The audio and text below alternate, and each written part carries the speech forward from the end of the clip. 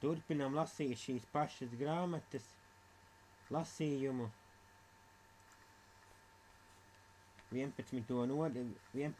nodaļa no grāmatas Atsveidzinoša Dieva kustība, kas atratina Toronto un pasauli, Tēva svētība, Džons Arnots, mācītais Toronto, lidostas Vīna dārs, 11. nodaļa.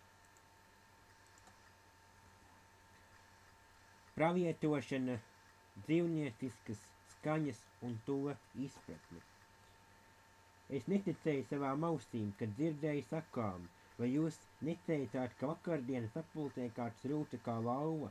Biju ciemos pie Rendijas Klarkas 5 mēnešus pēc atzimšanas sākuma, zvanīju uz mājām, lai zinātu, kas notiek tur. Sapulces ir lielisks, man tika teikt, bet tagad, starp citu kāds rūta kā lauva, biju pārsteigts, vai viņš kādu ievainoja, vai tas bija dēmonisks, vai viņš kādam uzbruka, nē, labi, vai tu viņu papsauci, nē, es jūtu, kas tas bija no Dieva. Man nebija ko teikt, kungs, lūdzu, līdz šim viss gāja tik gludi, neļauj notikt nepieņemamām lietām. Kad atgriezot Toronto, vīrs, kas rūca, vēl ar vienu nācis mūsu apulcēm. Es viņu izvaitāju baznīcas priekšā, viņa vārds bija Gideons Čiu, pazīstams ķīniešu draudzes vadītājs no Vankūveras, Kanādā, ļoti cienījams mācītājs. Viņš stāstīja, ka ieradies Toronto izmisīgi meklēdams vairāk Dieva. Pēkšņi šis pazīmīgais mācītājs atkal sāka rūkt, visas draudzes priekšā. Viņš staigājis priekš un atpakaļ rūkdams un lēkdams, kā snaniknot lauvu un saukdams, laid vaļā manu tautu, laid manu tautu vaļā. Tad viņš atgriezās pie mikrofona un liecināja, ka ķīniešu tautu simtiem gadu ir pūķa apmāta, bet tagad jūtu zemes lauva atnāca atbrīvot viņu ļaudis. Visu draudzi pārņēma skaļa slavēšana, jo viņi nesa liecību tam, ko sacīja Dieva gars. Kopš tā vakara mēs palaikam piedzīvojam dzīvnieciskas skaņas mūsu draudzē. Vērojot šīs parādības, esmu nonācis pie slēdziena – fakti par dzīvnieku skaņām. Vispirms jums jāzina, ka dzīvnieciskas skaņas mūsu apulcēs ir ļoti reta parādība. Kādreiz bez šīs parādības paiet vesela nedēļa, pie kam mūsu apulcēs, kas notiek 6 vakarus nedēļā, katru vakaru ņem dalību apmēram 1500 cilvēku. Nākošais fakts ir tas, ka cilvēki, kur izrādīja šīs neparastās izpausmes, bija pa lielākai daļai draudžu vadītāji, cilvēki, kas ir pārbaudīti un atzīti par derīgiem kalpotājiem, kurus es pats vai citi ilgu laiku pazina. Šo cilvēku sirdis sāp pazudušo dvēseļu dēļ un tie raud par tautām. Treškārt jums jāzina, ka šīs skaņas pavada pravietojumus, vīzijas un atklāsmes, un kas parasti notiek pēc ilgām izmisīgām iegremdēšanās lūkšanām. Mums nav laika un pietiekoši daudz kalpotāju, lai ļautu visiem klātesošiem nonākt izmisīgās garas iegremdēšanās lūkšanās. Domāju, ka tādas lūkšanas jānotur citās vietās kopā ar uzticamiem draugiem. Tomēr Dievs bieži pieļauj šīs parādības atklātās apulcēs, lai katrs varētu tām būt par acu liecinieku, pravietojumu vārdi kustībās. Pieņemsim, ka šīs skaņas notiek svētā gara iespaidā. Tādā gadījumā, ko viņi caur to cenšas izteikt. Pravietojumi var būt arī par nākotni, kas ir Dievam padomā, mums vai pasaulē, vai stiprināšanas un iedvesmošanas vārdi visai Kristus miesai. Jo Dievs tas kungs neko nedara, neatklājas savu noslēpumu praviešiem, saviem kalpiem, Amosa 3. nodaļa 7. pāns. Mēs ticam Bībelē, tāpēc ticam arī tam, ko saka pravieši. Vēl ar vienu ir pravieši, kuri dzird vārdu no tā kunga, un Dievs grib atklāt savus plānus saviem kalpiem. Pravietošanas dāvana ir jaunās derības draudzei. Zenieties pēc mīlestības, bet rūpējieties arī par garīgām dāvanām, sevišķi, lai jums būtu pravieša dāvana, bet kas sludina pravieša spēkā, tas runā cilvēkiem, stiprinādams ticībā, mudinādams un iepriecinādams. Pravieša sludināšana nav neticīgajiem, bet ticīgajiem. 1. Korintiešiem 14. nodaļa, 1., 3. un 22. pants.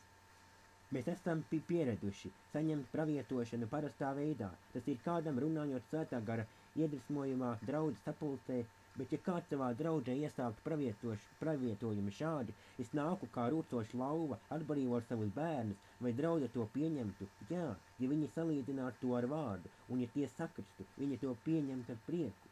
Un kā būtu, ja Dievs atļautu vārdos izteikti pravietojumu pavadīt ar kustībām, tas būtu iespaidīgāk, cilvēki tik ātri neaizmirstu to, ko redzējuši. Šī vakarā esmu novērojis, ka dzīvnieciskas skaņas bieži pavada kustībā izsacīti pravietojumu vārdi. Doma parādīt un nevis tikai pastāstīt mums nebūtu nav sveša. Arī Jēzus izmantoja situācijas, lai patiesību saviem mācekļiem parādītu un ne tikai pastāstītu. Viņi pasauta bērnu un nostādīdams to mācekļu priekšā teica saviem sekotājiem, ka lai iekļūtu debesu valstībā, viņiem jākļūst kā bērniem, kā ir teikt Mateja 18. nodaļā no 1. līdz 8. pantam. Viņi salauza maizi, lai tos mācītu par savas salauztās miesas upuri, kā ir teikt Mateja 28. nodaļā no 26. līdz 29. pantam. Uzlika lapu vīģes kokam, tad tas asti mirklī nokauta, ilustrēdams ticības spēku, kā ir teikt Mateja 21. nodaļā 19. pantā. Vecās derības laikā Dievs bieži lika praviešiem demonstrēt savus ziņojumus, piemēram, tas kungs lika Jesejam izģērbties, noņemt apavus un šādā veidā staigāt apkārt 3 gadus. Dievs paskaidro, kāpēc. Tā Asīrijas ķēniņš aizvedīs sagūstītos eģiptiešus un cietumam lemtos aitiopiešus, jaunos un vecos bez virsdrēbēm un basām kājām, ar atsektu sēžamo vietu par apsmieklu Eģiptei. Tad ļaudis Jūdā iztrauksies un būs stipri apmulsuši etiopiešu dēļ, uz kuriem tie lika savas cerības, un eģiptiešu dēļ, ar kuriem tie lepojās, Jesejas 20. nodaļa 4-5. Dažreiz Dievs izvēlas likt mums parādīt un nevis izteikt ar mustas vārdiem, kad cilvēka pravietošanas laikā izdod dzīvnieciskas skaņas. Viņi iegūst stiprinājumu un bieži jūt sevi ieplūstam lielu spēku, kaut ko līdzīgu Samsona svaidījumam. Var iedomāties, kādas skaņas nāca no Samsona, kad Dieva gars nāca par viņu, un viņš nesa uz pleciem kalnā pilsētas vārtus. Nedomāju, ka viņš būtu teicis, labi, tikai būsim klusi, Dieva gars stiprinās, Soģu 16. nodaļa 3. pants. Viņš droši vien nakts vidū rēca raudams vārtus ārā un uz zemes un nesdams tos kalnā. Šo izpausmu atmosfēra norāda sadursmi ar ienaidnieku, agresīvu cīņu, ienaidnieka sakaušanu vai var norādīt uz eksplozīviem Dieva dusmām. Kaujas lauka cīņas nenovēršami rada lielu troksni, tā ir dabīga izpausme kara laukā. Ja vīri cīnās ar zobeniem, viņi kliedz, es domāju, ka tur ir spēka, iemiesošanās un kara pasludināšanas troksni. Kad notiek šādas parādības, parasti tās norāda uz cīņu.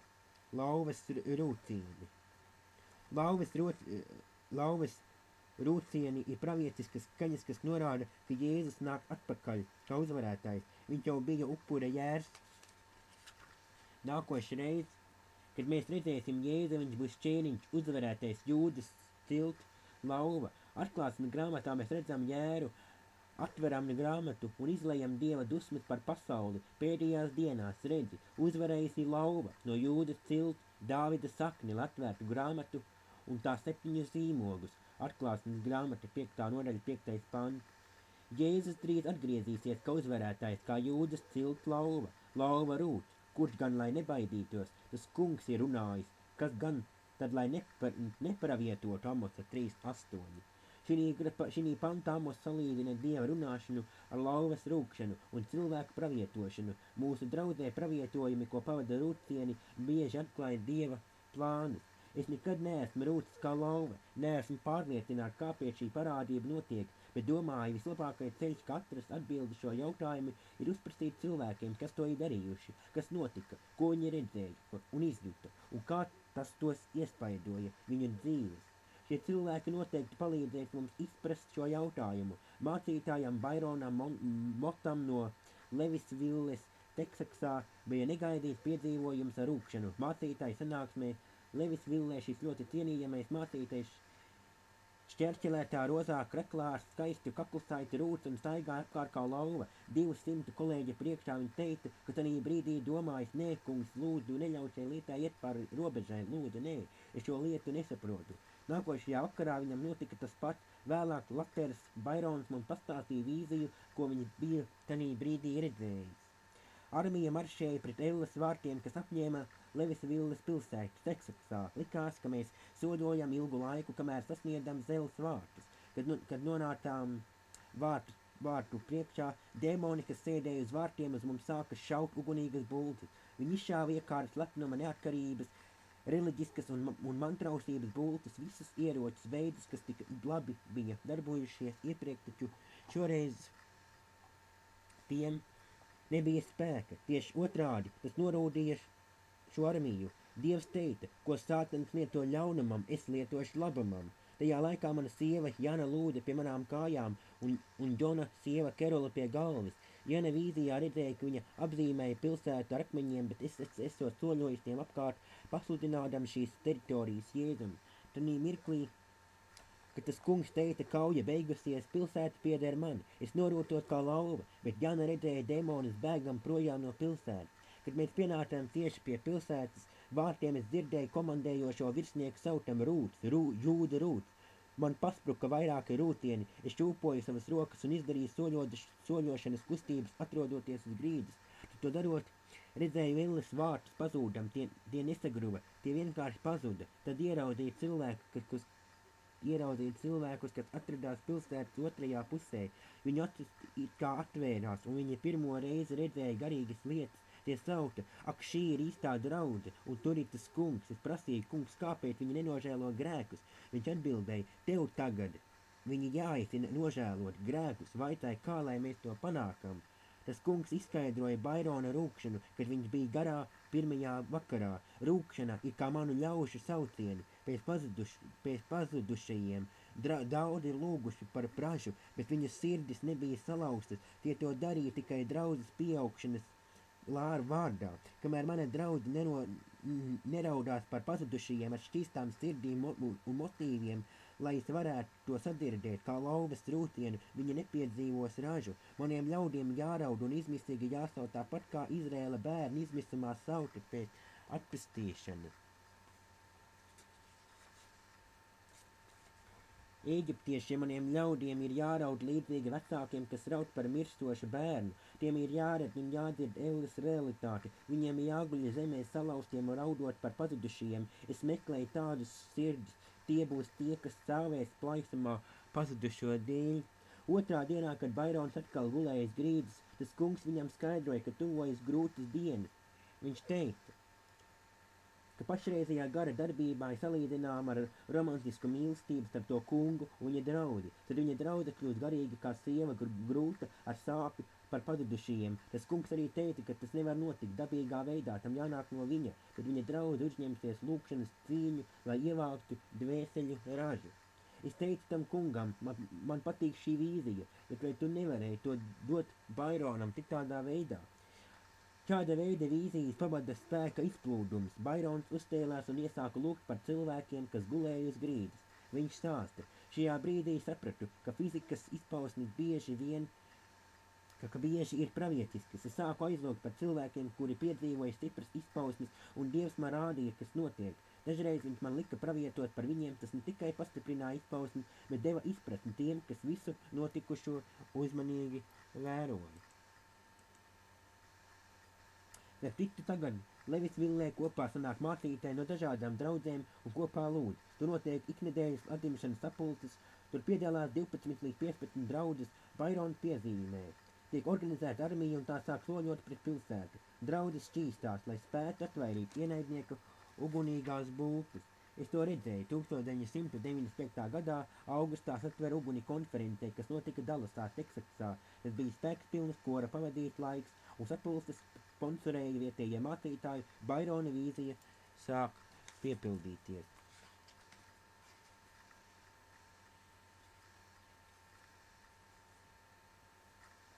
Citiem dievnieciskās skaņas, kas nāca mūsu sapulcēs, likās nepieņemamas vai apšaubāmas. Jonam Mūram no Montanas bija pieredze ar demoniskiem gariem, kas sevi izpauda caur dažādām skaņām, ieskaitot dzīvniekus balsis.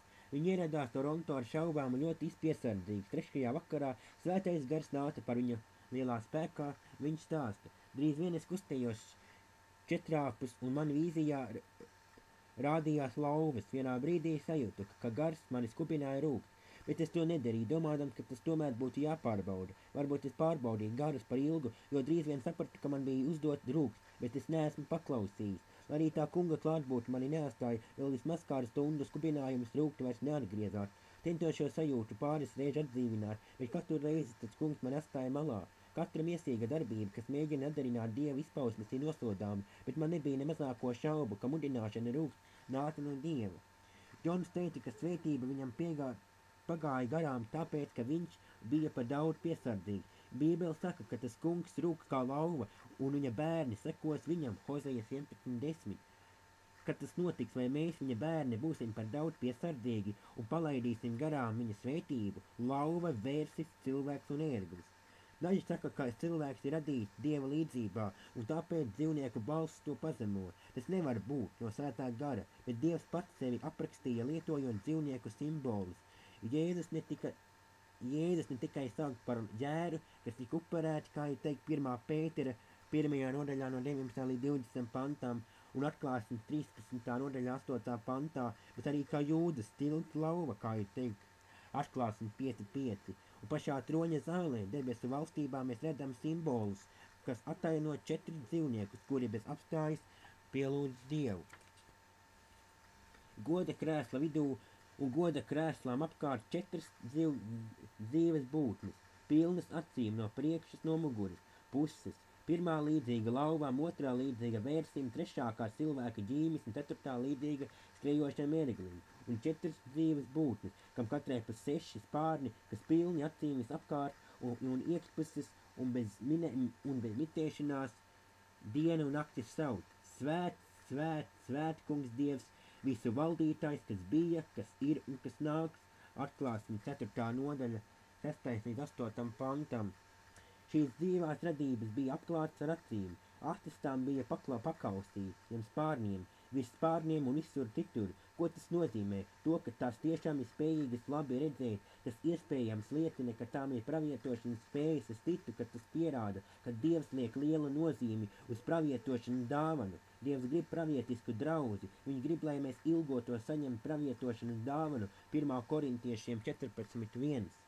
Mūzus vēlējās, lai visi tā kunga ļaudis būtu pravieši, un lai tas kungs pār viņiem izliep savu garu 1. laiku 11.29. Arī Joēla grāmatā 3.1 sacīt, ka garam izlejotie cilvēki pravieto. Daudzi teologi tic, ka šīs 4 paradības, kas pielūdz Dievu, bez mitēšanās pārstāv 4 Jēzus kalpošanās. Lauva, ķēniņš pār visiem, vērsis, uzticīgs un darbīgs kalps, ērglis, pravietošana un vīzijas un cilvēks Jēzus pats kā cilvēka dēls. Tā nav sagadīšanās, ka mēs redzam cilvēkus pravietiski attēlojam lauvas, vēršas, ērgļus un pat karotājus. Stīva visa draudēņa Ņūbrauns, kā es redzēju, ka visās 4 izpausmes notiekam vienā un tajā pašā laikā. Lauvas un ērgļu izpausmes pavadīja pravietojumi, cilvēks karavīra lomā bija salicis abas rokas kopā turot zobeni un vicinot to pa gaisu.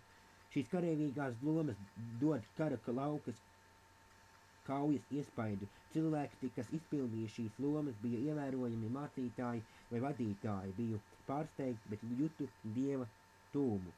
Kāda kundze, kas spēlēja elektriskās ērģeles un svēra apmēram 115 mārciņas, kustējās četrārpus, šņāgdam un spārdīdamās kā bullis vai vērsi. Bija manāms, ka šī kundze bija pārsteigta, nedaudz nobijusies, bet arī pašā laikā uzticīga gara vadībai.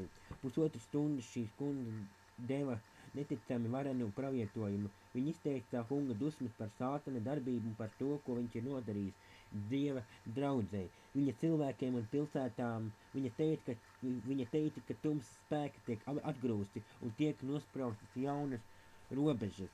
Pēc šīs sapulces visas viņas pilsētā notika ievērojams pārmaiņas un labo pusi. Daudzi pusauģi nāca pie Jēzus. Draudze sāka darboties atzīmšanas kustībā. Šī kundze garīgi pieaugusi Kristū. Tagad viņa savā draudzē aicina pravietot tik vienu. ka cilvēki draudz sapulcēs pirmo reizi redz neparastas parādības un izpausmes, viņa pirmā reakcija ir, tas ir kaut kas demonisks, atcerieties, kā es pats reaģēju, taču tas ir par daudz vienkāršots lieciens. Mūsu piedzīvojumi liecina, ka caur demonisku rīcību tie mēģina uzbrukt kalpojošiem cilvēkiem. Mēs zinām, ka šīs dzīvnieku skaņas draudžu sapulcēs nav demoniskas, jo mēs nekad neesam piedzīvojuši uzbrukumus dieva dusmas, kas izpaužas caur cilvēkiem, kas izdara šīs skaņas parasti vērstas pēc tumsības darbiem. Pateicoties šīm izpausmēm, sātana darbība tiek izjaukta un nevis veicināta. Es negribu noliekt, ka ir gadījumi, kad izpausmes notiek miesā. Pa laikam gadās, ka kārt malā stāvējis nesaņemt, ko viņš bija gaidījis, un sāk mēģināt imitēt kādu izpausmi. Kārt viņš vīrs sāka imitēt lauvas rūkšanu. Man bija viņam jāsaka, izbeidziet, jūs esat pārāk ievainot. Vispirms mums jāsaņem iekšēja dziedināšana. Ja tu kā mācītājs pazīsti personas sirdi, tās vērtību un godīgumu, un šīs cilvēki pieder pie tavas draudzes, tev ir daudz vieglāk novērtēt situāciju. Tu sapratīsi, ka tas nāk no svētā gara un nevis no miesīguma vai demoniem. Paturi prātā, ka visi pravietojumi izrunāti vārdos vai radīti ar kustībām jāpārbauda. 1. Korintiešiem 14:29. Mums šie jānovērtē saskaņā ar sekojošiem prasībām, vai tie ir saskaņā ar Bībeli, vai tie dod godu Jēzum, vai tie stiprina, pamāca un iedrošina Kristus draudzi. Mēs esam redzējuši un dzirdējuši daudzas pravietojumus, kas norāda uz to, ko Dievs dara zemes virsū šodien un ko viņš vēl darīs nākamajās dienās. Pravietojumi par Dieva dusmu atnākšanu. Tas kungs šodien nāk kā karavīrs. Tas kungs nāk kā varonis, kā karavīrs. Viņš uzsāk kara gaitu. Viņš liek atskanēt kara saucieniem. Viņš nostājas kā varonis pret saviem ienaidniekiem. Ilgi kustēju un valdījos, bet tagad es kliekšu kā dzemdētāja elsdams un pūzdams reizē. Es nopostīšu kalnus un pakalnus, viss to zaļums nokaltīsins, upes kļūs par sausu zemi un ezeri izžūs. Es vadīšu aklos pa ceļiem, ko tie agrāk nepazina, pa takām, kas tiem bija svešas. Es darīšu tumsību par gaismu un nelīdzenumus par līdzenu ceļu. Es visu to darīšu un no tā neatkāpšos. Jesajas 42. nodaļa 13. līdz 16. pantam. Mēs esam redzējuši Dieva nākam kā karavīra pravietiskā kontekstā. Cilvēki spēcīgā svaidījumā iespējā pieceļas un saukt, kā būtu dusmu pilni, kamēr mēs turpinām viņus mērķēt, lūkšanā prasot vēl. Kad pirmo reizi redzēju šīs lietas, es novis nobijos. Kāds liela auguma jauniešu vadītājs kliedza un bļāva, kā saniknot karavīrs. Domāju, dārgais kungs, es ceru, ka tas esi tu. Lūdzu, svētais gars dari, lai šīs lietas būtu no tevis, jo ja tas demonisms mums vajadzēs ātri saukt palīgā 10 vīrus. Tas bija tas kungs, viņš izlaida savus dusmas caur vienu no saviem vīriem. Tas bija paziņojums, spēcīgs paziņojums. Dievs paziņoja savu nolūku, spēcīgi darboties zemes virsū. Es jums saku, Dievs ir dusmīgs par to, kāda ir kļuvusi pasaule. Viņš ir dusmīgs daudzu izsalkušo bērnu dēļ, viņš ir dusmīgs vecāku astāto pusauģu dēļ, bezpajumtnieku un cerību zaudējušo dēļ, viņš ir dusmīgs alkoholu un narkotiku dēļ, jo viss tas nāk no demoniskas iekāras un grēka. Viņš ir dusmīgs uz visu to. Mums nav jābūt pārsteigtiem, ka nevienmēr saprotam, ko dara Dievs. Noskaidro, vai tas, ko tu nesaproti, nāk no Dieva, un tad uzticies viņam. Dažreiz savā žēlastībā Dievs mums ļaus saprast kādu daļu no tā, kas notiek. Nezināšana un nepilnība saprašana ir raksturīga mazam bērnam. Titas izpausme. Svētais gars ir nācis, lai dotu godu Jēzum. Viņš vēlas, lai Dieva valstības spēks atkal nonāktu zemes virsū, un viņš to dara kā lauva ar spēku un autoritāti. Atzimšana izplatās kā meža uguns grēks, un šīs saudībīgās izpausmes ir daļa no tā. Kerola Birga medmāsa no Toronto atpārtnes bija apmeklējusi mūsu sapulces jau no paša sākuma. Kādu dienu jokodamies es viņai jautāju, vai jūs jau esat trūkusi kā lauva. Viņa atbildēja nē, bet es dziedāju kā gailis. nodomāju, ak, kungs, kāpēc man jāizēj jautāt, tad teikt, es pazīstu jūsu sirdi un jūsu Jēzus mīlestību, tāpēc zinu, ka jūs nekad netiksit emociju pārvarēti. Jūs tuvojaties Dievam kā nekad, jūs tikāt fiziski un iekšēji dziedināti, un jūs tagad esat pavisam cita persona, vai varat man teikt, ko jūsu dziedāšana nozīmē? Viņas atbildi mani pārsteidza jā, es droši zinu, ko tas nozīmē, proti, jauna diena aust. Nodomāju, man pašām vajadzēja to uzminēt. Dievs darbojas radoši, bet tik vienkārši. Šodien izskan aicinājums ēst viņa miesu un dzert viņa asinis, uzņemot to, kas īsteni Jēzus ir, lai izprastu viņa mīlestības valstību un atļautu Dievu mīlestībai ienākt mūsos un uzņemties atbildību. Ja šis un citi fakti, kuros esmu ar jums dalījies, ir par piedauzību, varbūt tam tā arī jābūt. Mēs esam atraduši, ka lielākā daļa no tiem nāk no Dieva. Dievs liks tavam prātam piedauzīties, lai atklātos, kas ir tavā sirdī. Džons Vimbers sludināja pravietošanas kontekstā, un sekojoši viņa doma mani ļoti iespaidoja. Dievs liks tavam prātam piedauzīties, lai atklātos, kas ir tavā sirdī. Kādas lietas mums liek piedauzīties? Lietas, kam ir sakars ar draudzi, vai tas kāda ir šīs dienas pasaule, vai kādas ir mūsu prāta paša sirdis. Lietas, kas liek mums piedauzīties, atklāja mūsu sirdis. Un tajās mēs bieži atrodam diezgan daudz neticības. Kad cilvēkiem sniedzam padomus, mēs parasti interesējamies par lietām, kas tiem aizdevušas dusmas. Tas ir tāpēc, ka mūsu dusmas atklājas, kas ir mūsu sirdī. Kad gribam zināt, kas mūsos izsauc dusmas, mēs konstatējam dziļākus sāpinājumus, ar kuriem jātiek galā. Tas pats notiek, kad piedauzās mūsu prāts. Mums jau jāprasa kāpēc, bet tad jāielūkojas situācijā, kur atklājusies mūsu sirdis. Varbūt tā parādīs vecs sāpes vai bailes no kontrolas zaudēšanas. Lai kas tas nebūtu, situācijas izprašana ir pirmais solis ceļā uz dievišķo izmaiņu. Kad dzirdēju Džona sludinām šo mācību, man bija jāatzīstās, kungs, mana sirdī pilna ar neticību pravietojumiem, bet es zinu, ka tie saskana Bībele, es negribu savā sirdī neticību. Tad sāku pētīt savas neticības iemeslus un sapratu, ka tā bija tāpēc, ka biju piedzīvojis nepareizu pravietojumu pielietošanu. Izsacītie vārdi bija patiesi, bet teikti bez mīlestības bija ievainojuši cilvēkus un atstājuši to sāpēs. Tagad atkal varēja uzticēties Dievam un lietot pravietošanas dāvanu. Mūsu prāts pastāvīgi piedauzās redzot lietas, ko dara Dievs, līdzīgi kā Jēzus vārdu un rīcība lika piedauzīties cilvēkiem viņa dienās. Mūsu atbilde - kritiķi ir daudz runājuši par izpausmēm un dzīvnieciskām skaņām, ka šīm lietām ir pievērsta pārspīlēta uzmanība. Man jāveltī nevajadzīgi daudz laika skaidrojot šīs parādības, kādu dienu teica Dievam kungs. Šī ir tik brīnišķīga atmoda. Ja tikai tu nebūtu devis šīs dzīvnieku skaņas un svešādos pravietojumus, tad tas kungs atbildēja, vai gribu, lai es paņemu to prom. Kādu brīdi padomāju, man bija jāsaka, nē, kungs, es gribu visu, ko tu gribi mums dot, par to, ko es nevaru saprast. Gribu būt pazemīgs un palikt pazemīgs. Tu esi kungs, ne es vai mana saprašana. Jūs klausījāties grāmatas lasījumu. Džons Arnots, atsveicinoši Dieva kustība, kas satricina Toronto un pasauli, tēva sveicība, Džons Arnots, mācītājs Toronto lidos Svienidārs, 11. nodaļa.